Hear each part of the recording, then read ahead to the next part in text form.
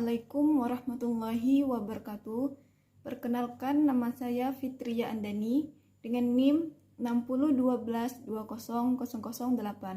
kelas 3A, Prodi Bimbingan dan Penyuluhan Islam, Fakultas Dakwah, Universitas Islam Negeri Sultan Taha Saifuddin Jambi. Tujuan saya membuat video ini untuk memenuhi tugas UAS mata kuliah Fiqh Keluarga dengan dosen pengampu Bapak Profesor Haji Hadri Hasan MA. Baiklah, di sini saya akan menjelaskan materi yang berjudul talak dalam Islam. Yang pertama ada pengertian talak.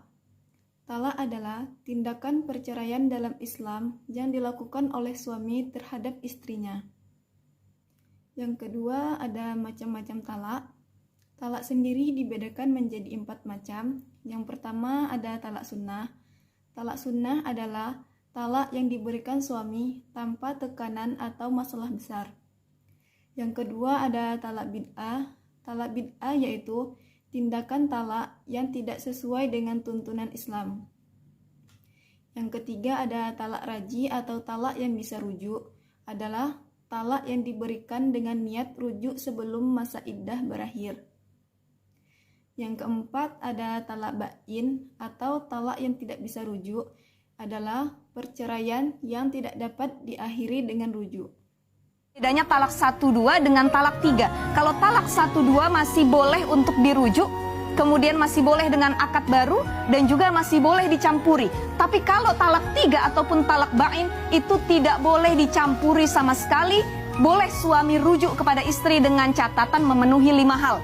Di antara salah satu halnya, istri harus nikah lagi dengan laki-laki kedua. Ini yang disebut dengan pernikahan muhalil. Tapi jangan sampai kita membayar orang untuk jadi suami kedua istri kita. Itu namanya kontrak, sama saja kawin kontrak, kamu nikahin istri saya. Dan mohon maaf, pernikahan yang dilakukan, nikah muhalil dengan suami kedua, itu bukan hanya sekedar akad, tapi harus bercampur dan benar-benar melakukan hubungan suami istri. Kalau belum melakukan hubungan suami istri, maka belum boleh istrinya untuk kembali kepada suami yang pertama. Ada tata cara talak. Yang pertama, niat dan kesungguhan. Maksudnya, suami harus tulus dan sungguh-sungguh dalam memberikan talak. Yang kedua, menentukan jumlah talak. Misalnya, 1 kali talak atau 3 kali talak secara bertahap. Ketiga, memberitahukan pada waktu yang tepat. Maksudnya, talak sebaiknya diberikan pada saat istri tidak sedang haid atau dalam keadaan suci. Ada banyak kiasan yang membuat orang bisa cerai. Satu, contoh.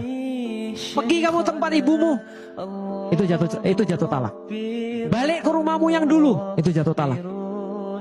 Paham ya sampai di sini ya? Aku udah selesai sama kamu. Itu jatuh talak. Hati-hati banget. Karena kata-kata laki-laki yang mengkiaskan dengan niatan tertentu itu jatuh. Coba bayangin ya. Ngomong gini. Balik kamu ke tempat ibumu. Terus malamnya barengan. Barengan tahu maksudnya, bukan main catur ya. Jelas ya? Barengan nih. Itu namanya rujuk.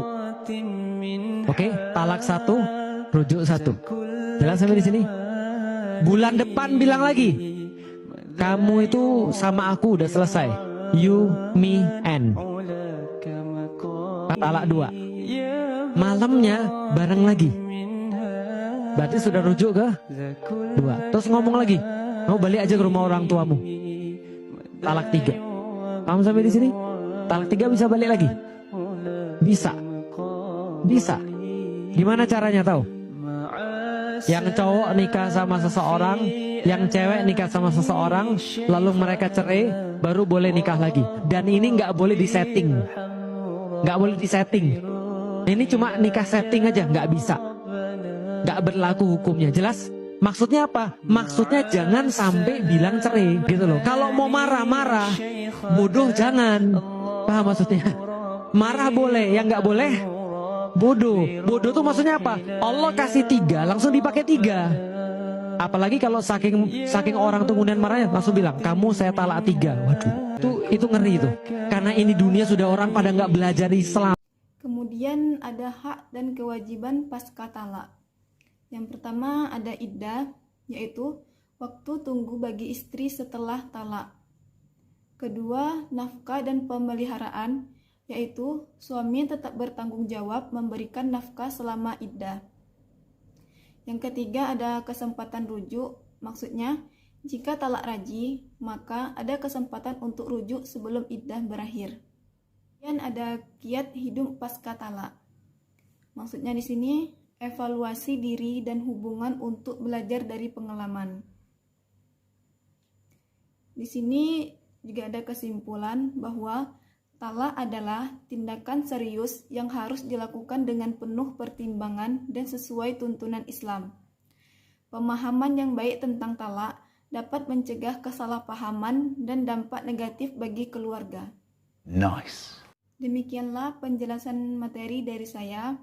Saya akhiri. Wassalamualaikum warahmatullahi wabarakatuh. Cicik-cicik jangan